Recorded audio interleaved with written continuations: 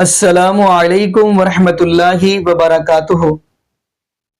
اعوذ باللہ من الشیطان الرجیم، بسم اللہ الرحمن الرحیم۔ قال النبی صلی اللہ علیہ وسلم صلوا کما رأیتمونی اصلی۔ جی ناظرین، آج ہم جس حوالہ سے گفتگو کرنے جا رہے ہیں وہ ہے نبی پاک صلی اللہ علیہ وسلم کی نماز۔ نبی پاک صلی اللہ علیہ وسلم نماز پڑھتے تھے رفع الیدین کے ساتھ۔ اسی حوالہ سے آج ہم ناظرین گفتگو سنوانے جا رہے ہیں ڈاکٹر طاہر القادری حفظہ اللہ تعالیٰ کی۔ اب ان کا کہنا یہ ہے کہ آپ کیا سمجھتے ہیں کہ رفع الیدین کرنے والے جنت میں نہیں جائیں گے؟ وہ بھی جائیں گے۔ کہتے ہیں اگر آپ یہ بات کہیں کہ رفع الیدین کرنے والے جنت میں نہیں جائیں گے تو پھر جن کے نام کی 11ویں کھاتے ہیں، یعنی پیر عبد القادر جیلانی رحمۃ اللہ علیہ، تو آپ ان کے نام کی کھیر تو کھاتے ہیں، تو پھر آپ اس پیر کو باہر ہی رہنے دیں گے جنت سے؟ وہ بھی رفع الیدین کرتے تھے۔ آگے ناظرین ہم انہی کی زبانی وہ گفتگو سنتے ہیں، پھر انشاءاللہ ناظرین اسی والا سے ہم بھی گفتگو کرتے ہیں۔ تو آگے ناظرین مل کے ویڈیو۔ ان چیزوں میں فرق نہیں ہے کہ کسی نے نماز ہاتھ باندھ کے پڑھ لی، اور اگر ایک آدمی ارسال الیدین ہاتھ چھوڑ کے پڑھتا ہے تو میری بات علماء میں کسی کو پسند آئے یا نہ آئے، میں کسی کی پسند ناپسند کی پرواہ نہیں کرتا، میں پرواہ کرتا ہوں صرف اللہ اور اس کے رسول کی پسند کی۔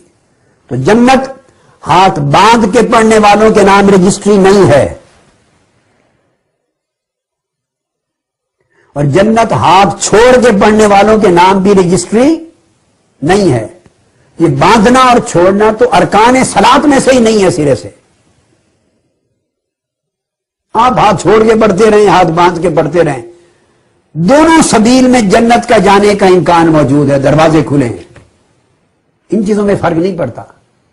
جنت رفع یدین کرنے اور رفع یدین نہ کرنے کے کسی ایک طبقے کے لیے رجسٹری نہیں ہے۔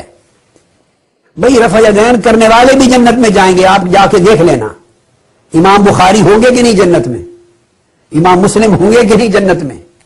امام ابو داؤد، ترمذی، نسائی، ابن ماجہ سب ہوں گے کہ نہیں؟ ارے نیچے آ جائیں، حضور غوث العظم میرے اور آپ کے اور کل دنیا کے شیخ عبد القادر جیلانی ہوں گے کہ نہیں جنت میں؟ یہ سب رفع یدین کرتے تھے۔ اب میں ان کا مرید ہوں، میں حنفی ہوں، میں رفع یدین نہیں کرتا۔ میں نے کتابوں میں سینکڑوں احادیث درج کی ہیں ترک رفع یدین پر، مگر اس کا مطلب یہ نہیں کہ رفع یدین کرنے والوں کو معاذ اللہ کوئی گمراہ سمجھے۔ استغفر اللہ العظیم۔ یہ حضور علیہ السلام کی سنت اور ادائیں ہیں ساری جو محفوظ ہو گئی ہیں مختلف طریقوں سے۔ جب جن حالات میں رفع یدین کیا رب کو وہ بھی ادا پسند آ گئی، کئی مذاہب سے وہ محفوظ کر لی۔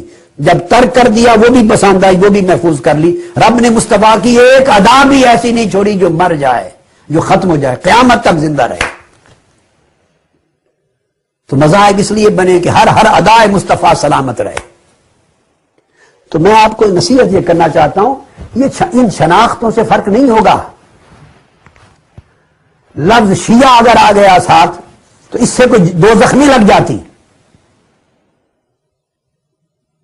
شیعہ ایک گروہ کو کہتے ہیں، وابستگی محبت رکھنے والے گروہ کو کہتے ہیں۔ موسیٰ علیہ السلام کے لیے بھی لفظ آیا ہے شیعہ کا، اور ہمارے کے درود پاک اولیاء اللہ کی طریقوں میں بھی اشیاء و احزاب ہی کے الفاظ آتے ہیں۔ اس لفظ میں کوئی کباہت نہیں ہے۔ تو میں کہنا چاہتا ہوں تشخص جس طرح کے چاہیں رکھیں، عنوان جو چاہیں رکھیں، نماز پڑھنے کے طریقے جو چاہیں رکھیں، وضو کرنے میں کیا فرائض ہیں کیا نہیں ہیں، یہ فقہی مسائل ہیں جو چاہیں رکھیں، بس ایک بات، صرف ایک بات میری درخواست سمجھ لیں، اللہ رسول کے نام پر، اے عزیزان محترم اہل تشیع کی نوجوان نسل، خدا کے رسول کے لیے، سیدہ فاطمہ الزہرا کے نام پر، مولا علی شیر خدا کے نام پر، حسنین کریمین کے نام پر، وہ اہل بیت اطہار جن کے در کا میں کتا ہوں، جن کے دروازوں سے ٹکڑے کھا کے میں ساری زندگی پلتا ہوں اور پلتا رہوں گا، اور جن کی شفاعت کا امیدوار ہوں قیامت کے دن، ان کے نام پر کہتا ہوں۔ باقی شناختیں رکھیں، بس ایک صحابہ کرام کی گستاخی کے عمل پر لعنت بھیج دے، اس کو ترک کر دے زندگی سے۔ خلفائے راشدین صحابہ کرام کو برا بھلا کہنا مولا علی شیر خدا کو ناراض کرے گا، قیامت کے دن دیکھنا۔ سیدہ فاطمہ تو زہرا کو ناراض کرے گا، حسنین کریمین گریبان پکڑ لیں گے، معاف نہیں کریں گے۔ وہ کہیں گے ہمارے درمیان کوئی دشمنی نہیں تھی، عداوت نہیں تھی، تم نے ہمیں آپس میں دشمن بنا دیا، ہمیں معاذ اللہ آپس میں اتنا گرا ہوا لوگ طبقہ بنا دیا آپ نے۔ بس یہ درخواست ہے، اس کو چھوڑ دیں۔ وہی بات جی ناظرین، آپ نے یہ ویڈیو ملاحظہ فرمائی۔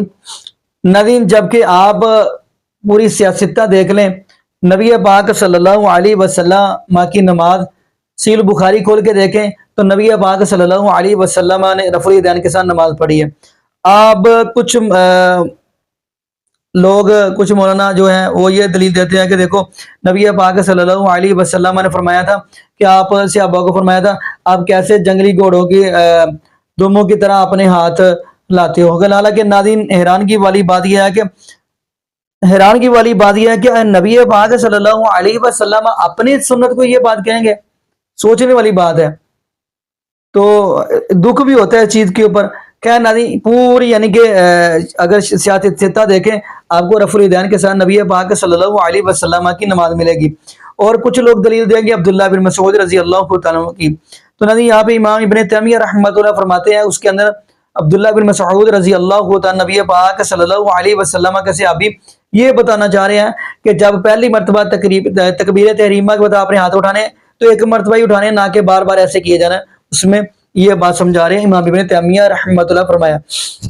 اگلی بات ہم کرتے چلیں، اگر آپ جز الرفع الیدین امام بخاری رحمۃ اللہ کی بک کو اٹھائیں تو انہوں نے یہ لکھا کہ نبی پاک صلی اللہ علیہ وسلم نے آخری نماز بھی رفع الیدین کے ساتھ ہی پڑھی ہے۔ باقی ناظرین اگر احادیث زیادہ ہے تو باقی ناظرین یہاں پہ ہم دعا کرتے ہیں اللہ پاک ہمیں نبی پاک صلی اللہ علیہ وسلم کی شریعت کے مطابق زندگی گزارنے کی توفیق دے، اور اللہ پاک ہمیں 5 وقت کا پکا اور سچا نمازی بنا دے، اور جتنے بھی بے اولاد جوڑے ہیں اللہ پاک سب کو نیک نورینہ صحت تندرستی والی ایمان والی لمبی زندگی والی اولاد عطا فرما دے۔